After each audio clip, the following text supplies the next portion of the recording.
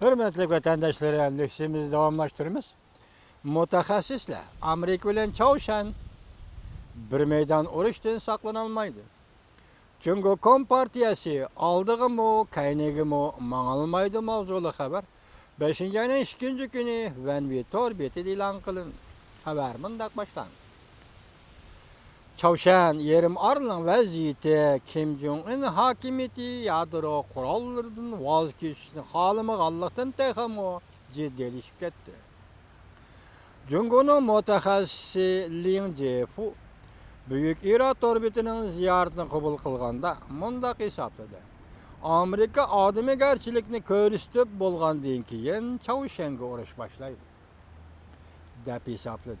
Amerika bilan Jungo o'rtasida qimmat qarashlarining qarama-qarshiligi tufayli haqiqiy ma'noda Amerika Jungo hamkorligi vujudga chiqmaydi. Amerika Çavuşan urush boshlanish bilanla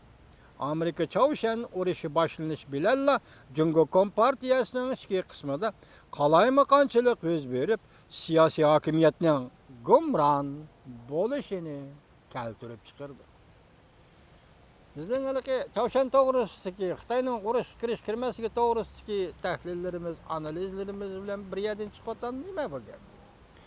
4. ayın 28. günü Amerika Qo'shma Shtatlarining davlat ishleri katibi Tillerson Amerika tashkillagan bexatarlik komitetining yig'inida xalqaro jamiyatning Çavuşanga bosim ishlatishiga haydakchilik qildi.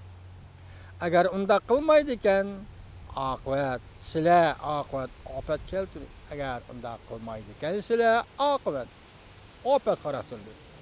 Davlat ishlar kotibi Tillerson bunda ko'rsatdi.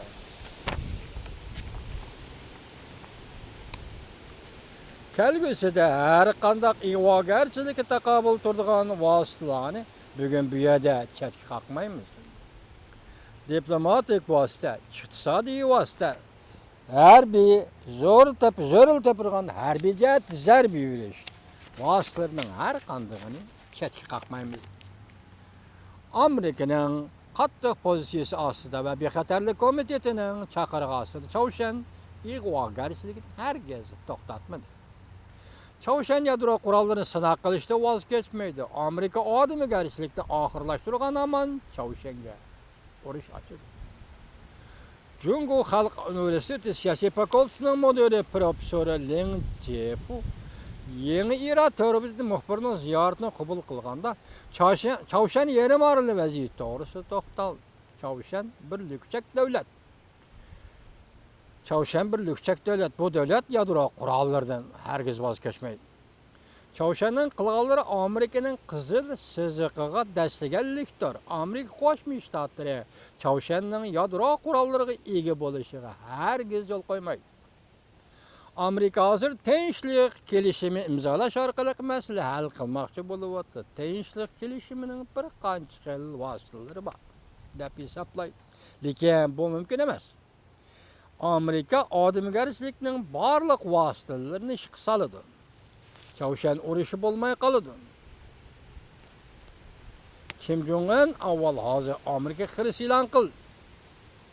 Çavuşan urushi bo'lmay qolmaydi. Çavuşan urush so'qon bo'ladi. Kim Jong-un hozir bu kishi Amerika xiris e'lon qildi. 2 qatim raketa qo'yib berdi, yana mag'lub bo'ldi. O Amerikani nazariga ilmidi. Vaqirash, jaqirash, yolg'on so'zlash uning chorasi bo'lib qoldi deydi professor Ning Jefu. Urush boshlangan aman Jungo Kompartiyasi hokimiyati gumron bo'ladi. Bu kichik mavzu ekan, xabardagi kichik mavzu ekan. Ning Jefu mundaq ko'rsatdi. Çavuşan Kim Jong-un Rossiyaga kelmaydi. Amerika uning zarba bermasa hargiz bo'lmaydi. Qoida mana shunday oddiy qoidadir. Jungo Kompartiyasining tirishchanligi behuda ovorchilik. Boshda Yaponiya Jungo tirishchanlik ko'rish kerak bo'lmasa Çavuşan yerim orli urush bo'ladi degan edi. Bu yerda Lin Jefu nima deydi? Jungo Kompartiyasining tirishchanligi behuda ovorchilik. Jungo Kompartiyasi Çavuşan urushining bo'lishini xohlamaydi. Chunki bu urush boshlangan aman Jungo Kompartiyasi hokimiyati qo'shilibla gumran buludu. Jungo patparaqçılık işide kalıdı. Jungdan xey Çavuşan uruşudan korkudu çünkü uruş başlanğan aman veyrana gumrana buludu. Jungo Xalq Vakilleri Qurultayı Tashqi Munosabat Komiteti müdiri Bobo yakında makale yazıp Çavuşan yadro meselesinin tarihi özgürlüğü ve kelgüsüge nazar mavzuluk makalesi da Çavuşan yerim arıldı uruş partlaştın, Çavuşan yerim arılı kontrolluktan çıkıp getidiganligidan korkadiganligini aşkar. Növbetde Şangay matbuatları paraz qilib mundaq ko'rsatdi. Amerika Çavuşanga urush başlagan aman Jungo ofatga uchraydi. Professor Leng Jipo ta'kidlab mundaq ko'rsatdi. Jungo Çavuşandan voz kechishga qo'rqidi. Chunki Jungoning bo'sug'usida bir demokratik davlat dunyoga keldi. Jungo hokimiyatiga tahdid paydo qildi. Shunga Jungo bexatarlik komitetining Çavuşanni jazolash prinsiplari ancha qo'shilib ketgan yo'q. Demak bu olim Jungolik olim ekan, o'zi ko'rib yetibdi. Çavuşan urushi mubada agar degan shartlik jumla bilan so'zlab kelyapmiz hurmatli vatandoshlarim. Agar Çavuşan urushi boshlanib qoladigan bo'lsa, demak boshlangan kunisi Jungo kompartiyasi halok bo'ladi. Buning tashqi ichki bog'lanishlarini balki Leng Jipo o'zi bilishi mumkin. Bugungi xabarda ana shunday yakun chiqarib